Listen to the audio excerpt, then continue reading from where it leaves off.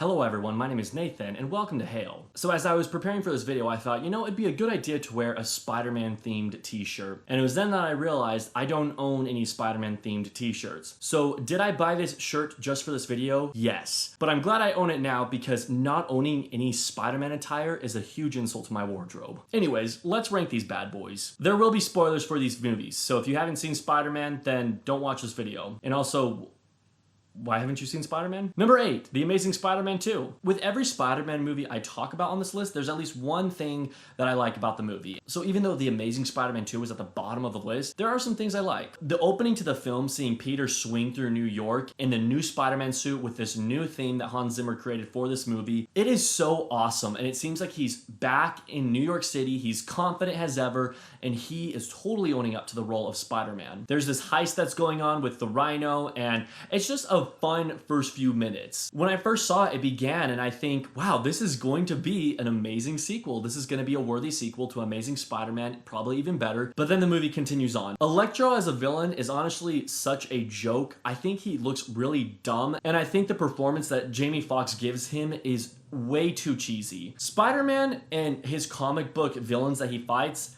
are cheesy, but it's kind of like a respectable cheese, you know? This is like a fancy cheese that is imported from another country. That's what Spider-Man is. But The Amazing Spider-Man 2 and the way Jamie Foxx treated Electro, that's straight up Kraft cheese that is basically rubber. And going off of that, the plot is just really scattered. There's one point in the movie where we don't see Electro for a solid 30 minutes, I'm pretty sure. And he's like the main villain. What happened to him? Why aren't we seeing him? Dane DeHaan, good actor, not good for this movie. Also, these movies were creating such a strange story with the background of Peter's parents.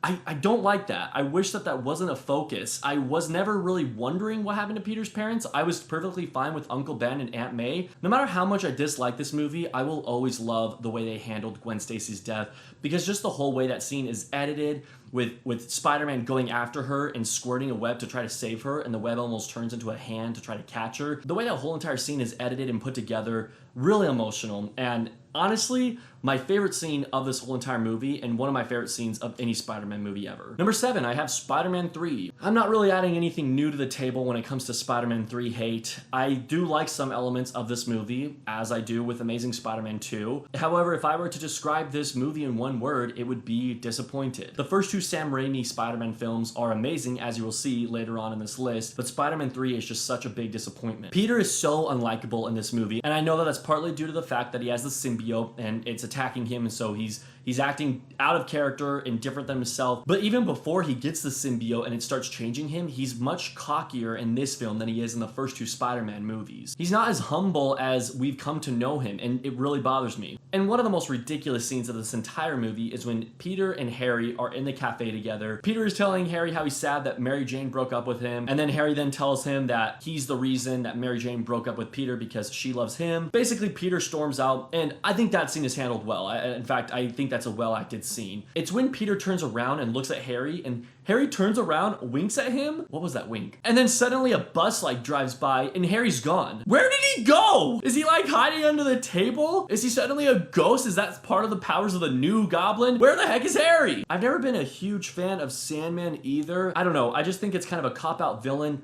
You're trying to bring us back to the first movie. I liked what we had in the first movie, where it was just that thug that killed Uncle Ben. I know that Sandman's the reason a lot of people do like Spider-Man 3, but he's not my favorite villain. I wish that they would have focused solely on having Venom be the main villain, and that's all. The CGI in this movie also looks seriously dated. Even when I saw it in the theater as a 4th grader, I thought that looked really fake. And the sad thing is, the CGI looks more dated in this movie than in some of the scenes from the first and second Spider-Man movies. It doesn't make any sense. Venom looks very cool, he sounds very cool, but he should have been played by someone more menacing. He's not very threatening to me at all. Some good things I like about this movie. I like seeing Cliff Robertson as Uncle Ben again. I know that it's just flashback scenes, but I love him so much, and seeing him again means a lot. When Peter and Harry are fighting, it's cool to see Peter fighting him out of the Spider-Man suit. That's the first time that we've seen this in this trilogy. I like the scene where MJ and Harry just make omelets. It's a really chill scene and it shows their friendship, and it was just kind of refreshing. I liked it. I also seriously feel bad for MJ in this movie. A lot of bad things happen to her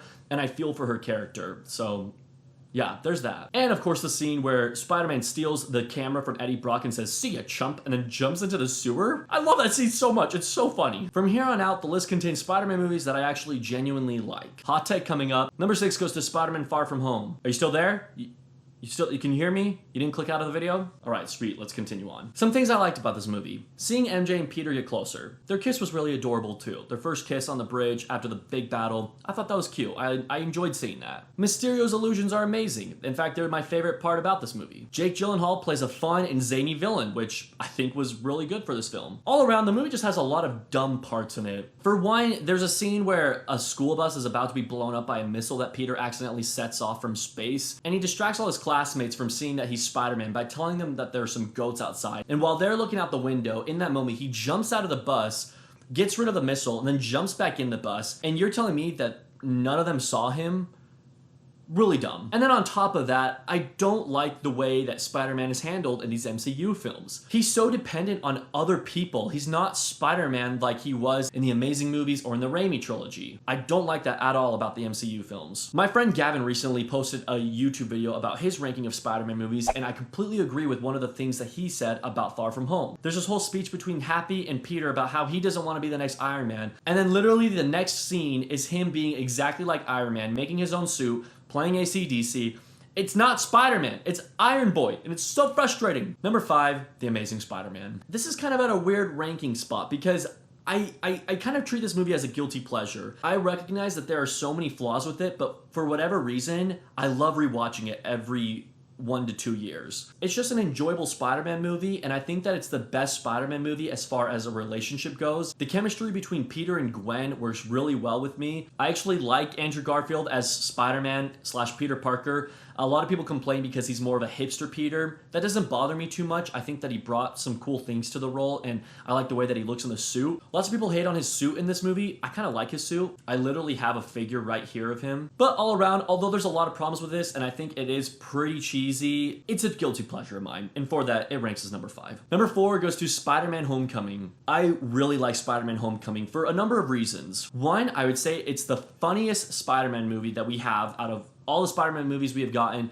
I laughed the most in Spider-Man Homecoming. It is absolutely hilarious. 2, it's a cool coming-of-age film. I don't really treat this as your typical Spider-Man film. I more so treat it as a coming-of-age genre. Combine coming-of-age and superhero, and that's what you have with Spider-Man Homecoming. There's even pop culture references to Ferris Bueller's Day Off and other movies as well. The CGI also looks really good in this movie. Another thing I liked about this movie, Liz. She's a solid character. I liked that Peter was falling in love with her. I'm not a huge fan of the MJ that the MCU has given to us. She's very much so a loner and not at all like the MJ we're used to seeing in the movies or comics, or even the 90s TV show. But I was down with Liz. I don't know, I was starting to really like her, and I'm sad that she leaves, and I kind of wonder if she's going to be in the 3rd movie, because in Far From Home, it's spoiled that everyone knows who Spider-Man is now. They all know that it's Peter, and so I really wonder if Liz will come back in the 3rd movie. And finally, Michael Keaton is a really solid villain. Any scene that he's in, I really enjoy. I just appreciate his presence on the screen, and it's fun to watch him. The cons. Spider-Man is treated way too much like a kid. I mentioned this a little bit with Far From Home, but I feel the same way in Spider-Man Homecoming. The whole entire movie is about him trying to make a name for himself and become Spider-Man, but it's hard to do that when he's being helped left and right by other people. It doesn't feel like a Spider-Man movie, it feels like a Spider-Boy movie. The movie's also very tame on the action sequences. Really, the only action scene we get is the final plane sequence, and even at that, it's very tame. It's not too action-packed. I think Spider-Man's high-tech suit is a little annoying at times, but at the end of the day, it might be a little bit of an Amazing Spider-Man syndrome, where it's just kind of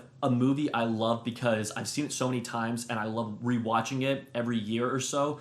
And so for that, it ranks as number 4. These next 3 Spider-Man movies I talk about, in my eyes, they are 5 out of 5 films. I love them all so much. Number 3, Spider-Man Into the Spiderverse. There are so many great things about Spider-Man Into the Spiderverse. I don't really think I need to go too much into detail about why I love this movie so much. A lot of people have talked about it, and if you're watching this video, likely you know for yourself why it's such a great movie. The animation is breathtaking, it is revolutionary, and I love it so much. But the whole theme of anyone can be the superhero, anyone can wear the mask, I love so much. And plus you get to see so many different Spider-Man characters, and so it's just kind of a refreshing Spider-Man story. Kingpin is a cool villain, and there's more than one villain in this movie, yet it doesn't feel overcrowded like it does in Spider-Man 3 and The Amazing Spider-Man 2. Spider-Man Homecoming accomplishes that as well. Spider-Man Into the Spider-Verse absolutely flawless film. I love it so much, and I cannot wait for the sequel. Number 2, we have Spider-Man 2. I do not understand how anyone could say that this is a bad superhero film, because to me, this is the poster child for the perfect superhero film. The theme of the movie is literally Spider-Man loses his powers because he no longer has the desire to be Spider-Man. And the only way that he gains his powers back is when he decides, yes, I am going to be Spider-Man and I am going to fight for a good cause. I am going to be responsible for the great power that I have. It doesn't get much more superhero themed than that. Aunt May gives such a powerful speech in this film. In fact, one of my favorite Spider-Man scenes of all time is when she is moving out and she gives the speech to him that there's a hero in all of us. Such an amazing and inspiring speech. I love it. But there's actually good action sequences in this film as well. You've got the train sequence. You've got the scene where they're fighting on the building, on the clock tower, and the bank. You get the scene where Doc Ock in the hospital attacking the doctors. There's just so much action in this film, and to me, it's the perfect Spider-Man film. I love it so much. But coming in at number 1, it's gotta be Spider-Man from 2002. It is my favorite for so many reasons. I love all the casting decisions. Tobey Maguire as Spider-Man, Willem Dafoe as Green Goblin, Kirsten Dunst, James Franco, J.K. Simmons, Rosemary Harris as May, Cliff Robertson as Uncle Ben. There are so many good casting choices in this film, so that within itself is a reason to love this movie. But plus, it's an amazing origin story. It's one that really focuses on the human aspect of things. Spider-Man is such a relatable character, and when he's struggling, you see that he's struggling. It's not something that's, if he's struggling, it's just a passive notion that they never acknowledge again. When Uncle Ben dies in this film, they acknowledge it later on in the movie that he's still misses Uncle Ben. They even acknowledge it in the second movie and in the third movie. The action is amazing in this film. I love the final fight scene between Green Goblin and Spider-Man. And I want to talk more about it, but